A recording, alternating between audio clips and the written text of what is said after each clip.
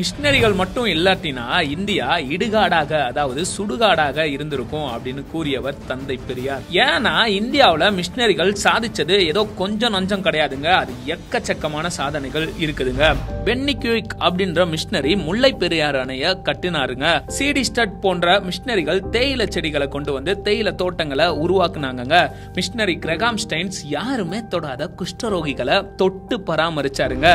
Robert de Nobili, Veeramamunivar, Peter Percival, collector Ellis Durai, G U. Pope Iyer, Johann Philipp, Ziegenbalg இவங்க எல்லாம் தமிழ் மொழியோட பாதுகாப்புக்காகவும் அதனோட பெருமையை உலகறிய செய்யவும் அரும்பாடுபட்டு இருக்கிறாங்க. மிஷினரி ராணியஸ் சிறை கைதிகளுக்குன்னு நல்வாழ்க்கைய உருவாக்குனாருங்க. 100க்கும் மேற்பட்ட பள்ளிக்கூடங்களை தென்னாட்டுல உருவாக்குனாருங்க. மிஷினரி ராணியஸ் அது மட்டும் இல்லாம ஆசிரியர் பயிற்சி பள்ளிகளையும் உருவாக்குனாருங்க. மிஷினரி ரிங்கல் தோப்பே பெண்கள் மாராப்பு சேலை அணிய இருந்த தடைய நீக்கிறதுக்காக அரும்பாடுபட்டாருங்க. தாழ்த்தப்பட்ட மக்கள் உயர வழிவகை செய்தாருங்க மிஷினரி ரிங்கல் தோப்பே. அடுத்ததா மிஷினரி வில்லியம் கேரி சதி என்னும் உடன்கட்டை ஏறும் கொடிய பழக்கத்தை ஒழிக்க பாடுபட்டாருங்க.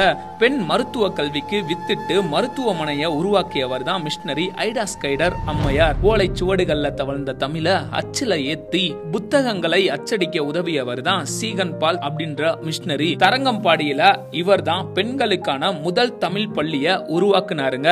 சிவகாசியில வெடிமருந்து ஆலைகளை உருவாக்கி உலக அளவுல பிரபலமாக காரணமானவர் மிஷினரி ராக்லாண்ட் தான். எடித் மேரி பிரவுன் அப்படின்ற மிஷினரி வட இந்தியாவில் மருத்துவ சேவை ஆற்றியதோடு பெண்கள் மருத்துவ கல்வி கற்கவும் மருத்துவ கல்லூரிகளை ஆரம்பிச்சாருங்க. பிரான்சிஸ் சேவியர் ஐயா கடற்கரை ஓரங்கள்ல சென்று மீனவ மக்கள் நல்வாழ்வுக்குன்னு பாடுபட்டாருங்க. ஏமி கர்மைக்கல் அப்படின்ற மிஷினரி சிறு வயதிலேயே பெண் பிள்ளைங்களை இந்து கோயில்கள்ல தேவதாசி அப்படின்ற இழிவான பணிக்கு கொண்டு சென்று விடுகிற மூட பழக்கத்தை எதிர்த்து அதை தடை செய்ய அரும்பாடுபட்டாருங்க. பெண் பிள்ளைங்களை எடுத்து வளர்த்தாருங்க. அநாத பிள்ளைங்களுக்கு அடைக்கலம் தந்து ஆதரிச்சாருங்க.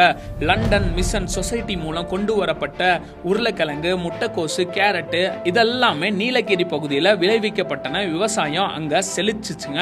மக்களோட வாழ்வாதாரமும் அதனோட சேர்ந்து உயர்ந்துச்சுங்க. ஈவ்லின் பிராண்ட் அம்மையார் அப்படின்ற மிஷினரி மூலமாக சேலம் கொல்லிமலை பகுதியில் இருக்கிற ஆதிவாசி மக்கள் நல்வாழ்வு அடைஞ்சாங்க. ரச்சன்ய சேனை அதாவது சால்வேஷன் ஆர்மி அப்படின்ற மிஷினரி ஊழியங்கள் மூலமாக ஏழை மக்களுக்கு உணவும் உடையும் கிடைச்சிச்சுங்க. ஜான் டி பிரிட்டோ அப்படின்ற மிஷினரியோட கடுமையான மிஷினரி பணியின் மூலமாக ராமநாதபுரத்துல திருட்டு தொழில குலத்தொழிலாக செய்கிற மக்கள் எத்தனையோ பேரு நல்ல பாதையில கடந்து வந்தாங்க. ஆர்த்தர் மர்காஷியஸ் அப்படின்றவரு மருத்துவமனைகளை கட்டி ஏழைகளுக்கு மருத்துவ சிகிச்சையை அளிச்சாருங்க. பெண்களுக்கான ஆசிரிய பள்ளியை ஆரம்பிச்சாருங்க.